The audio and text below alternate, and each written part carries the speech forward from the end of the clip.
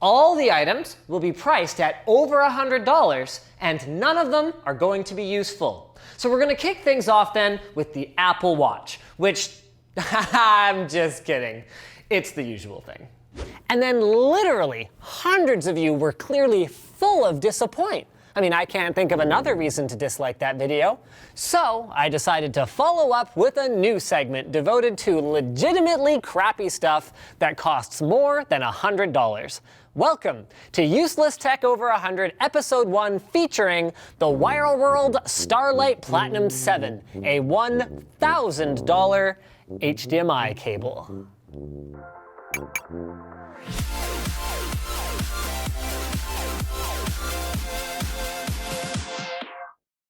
Cooler Master's new Master Keys Pro L and Pro S keyboards provide 16.7 million color RGB backlighting, genuine Cherry MX switches, and an industry-leading ARM Cortex processor. Learn more on the link in the video description.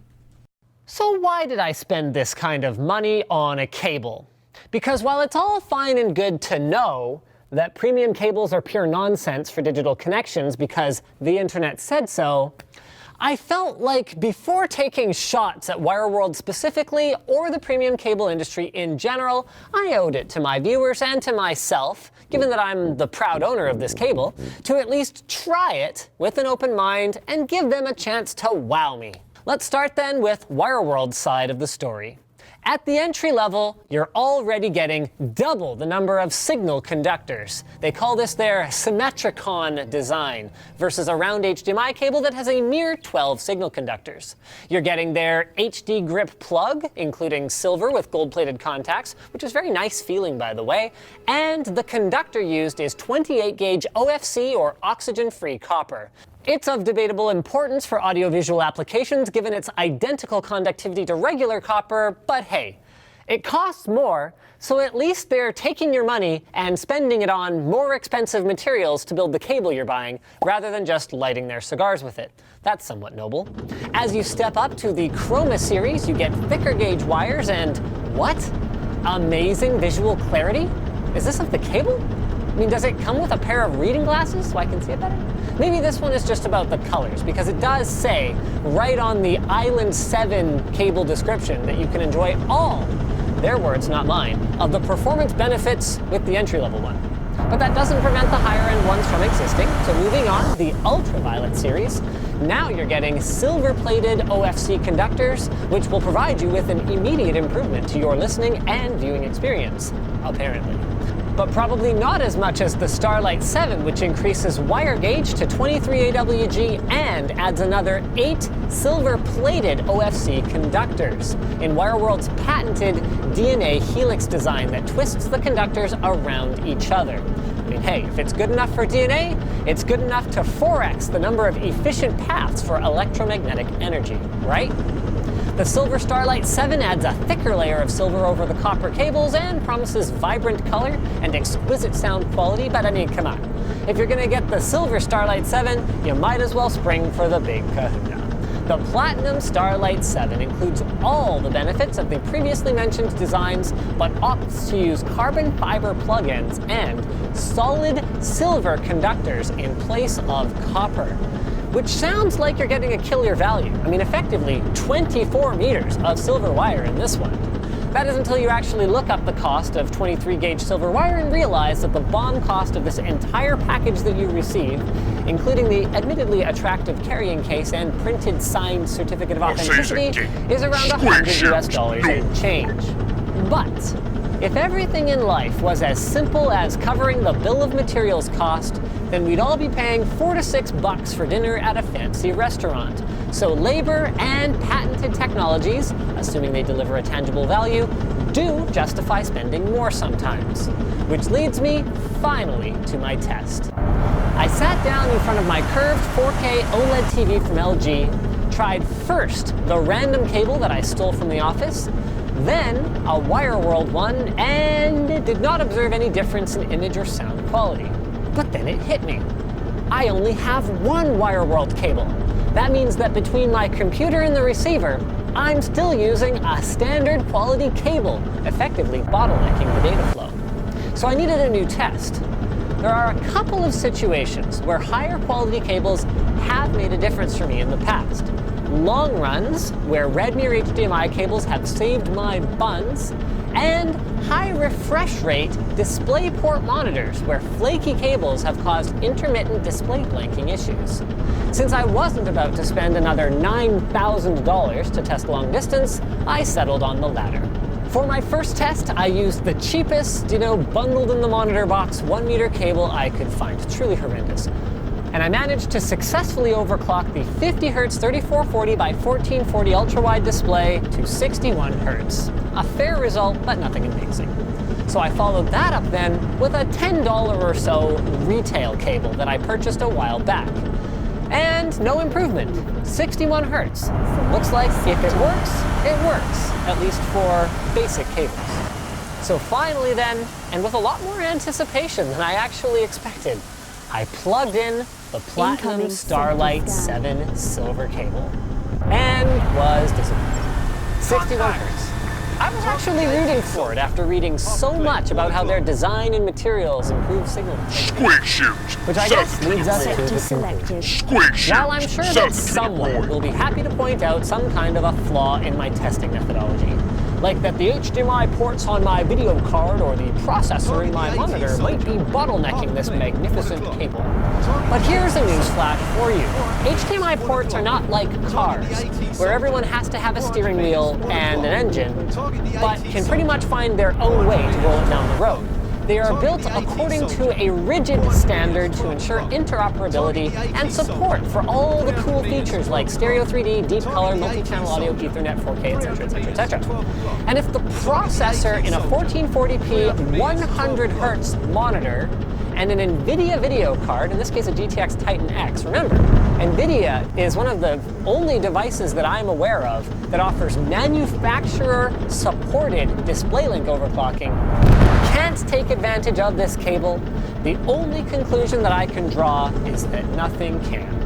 I didn't break out an oscilloscope or anything like that. That would have been super cool and may have actually revealed the 6% conductivity improvement between solid copper and solid silver. But what I wanted to know was whether it makes a real difference, even a small one, 62 Hz would have been good enough, to a person rather than a machine, and the answer is no. Speaking of whatever I was talking about on that day I recorded this video when I was supposed to be in the office, massdrop.com. If you're not familiar with Massdrop, guys, it's the site that takes the deals that their community requests and goes to the manufacturers or the authorized distributors and sources them. Not just sources them, but at a better price. And the more people buy, the better it gets. But Massdrop does more than just that these days. In fact, they've started doing some exclusive deals, including the Fostex TH-X00 headphones that I reviewed a little while ago back there. But this is different this time. This is the TH-X00 with a different type of wood. Gone is the mahogany, and in is the purple heart or peltagene wood, which basically gives it a darker aesthetic and also slightly changes the sound signature, giving it a little bit less kick in the lows, but a little bit more clarity in the highs, according to Massdrop. I haven't actually listened to these personally. They are available for $449 on Massdrop. They have already reached the lowest drop, and they've sold over 1,100 pairs so far, but that doesn't mean that you can just wait around because there's only 2,000 available and just a couple of days left in the drop. So check out the deal over at drawitups/Linus. We've got that linked in the video description. Thanks for watching, guys. If you hated this video, hit the dislike button. But if it was awesome, get subscribed, hit the like button, or even consider supporting us directly by using our affiliate code to shop at Amazon. Don't buy these cables, by the way, please. Buy a cool shirt like this one or with a direct monthly contribution through our community forum, which is linked in the video description. Now that you're done doing all that stuff, you're probably wondering, what should I watch next? Well, maybe check out Channel Super Fun, where we've got this video over there that I guarantee you is worth watching. That's assuming that you haven't already. All right, come on over.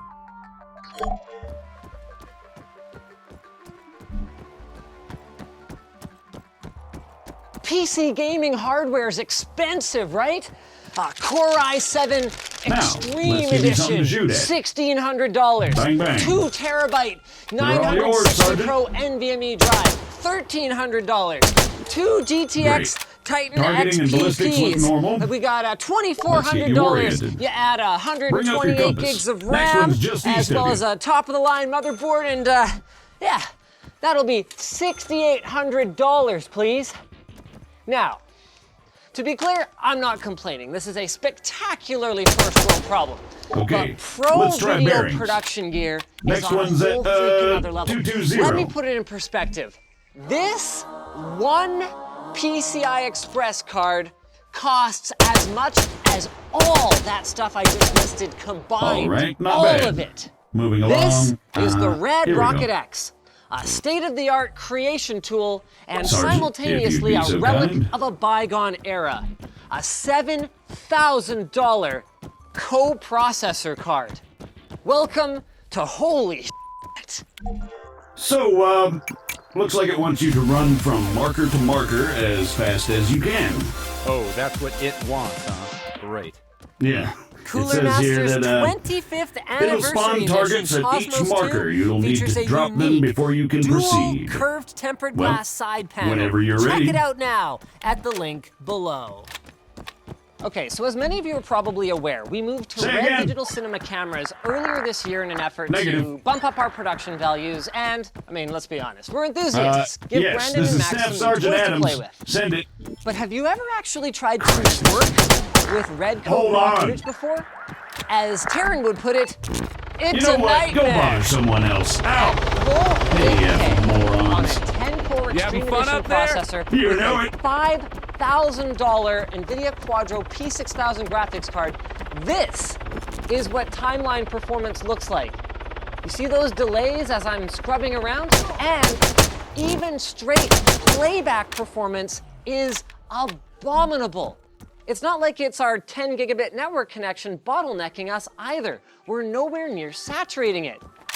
No, it's the CPU. Even though we're scaling across all 20 of our threads, we are still running out of Jesus processing power. Christ, deafen And me, we why don't haven't you? even Sorry about added that. any Lumetri Well, color I think it's yet safe to say it's either. working as That's advertised. only going to make matters Got any more worse. tanks lying around? Throw that into the Maybe picture, next time. and now we are dropping All right, let's shut it about down. 90% Get of our here soon. frames while dealing with a quarter to a third of a second delay when we're trying to move the playhead around on the timeline. Ridiculous. And both our CPU and GPU are basically maxed. You actually need to drop your preview quality all the way down to 1/8 in order to get what I would consider to be acceptable performance with much lower usage. True to form though, Red Digital Cinema has a solution for you. Are you unhappy with your editing experience of the footage from your $50,000 camera? Buy this expansion card to accelerate it. Available now for 7,000 easy payments of only $1. Call now and we'll throw in this nothing. Absolutely free because we're Red and f***ing your wallet is more than just our job. It's our passion. But what is this thing? What does it even do? Well, we can figure out a little bit on our own. So there's some kind of processor here that's under 150 watts of total power consumption based on the single slot cooler and the single 6-pin power connector back here. There's some memory on board, so we can see those chips arranged around the chip here. And the dual DisplayPort ports are so it can actually function as a video output device. Though our workload necessitates a powerful GPU anyway, so we won't be using it that way. And the main purpose of this thing anyway is to accelerate decoding, scaling, and debayering of our 3D files. The first two I think are fairly self-explanatory, but the last one is the process of reconstructing a full color image from incomplete color samples that are captured by the sensor in a raw recording format. But they give us no actual details about the hardware, other than some nebulous 5x performance claim relative to their own first-generation Red rocket. But why would this older chip based on older process node technology compared to a GPU running CUDA be better at any of that stuff? I mean, Red even supports CUDA acceleration in their own CineX desktop application. Is this thing even relevant today? So with it installed, we throw on the latest drivers and I don't know, it's kind of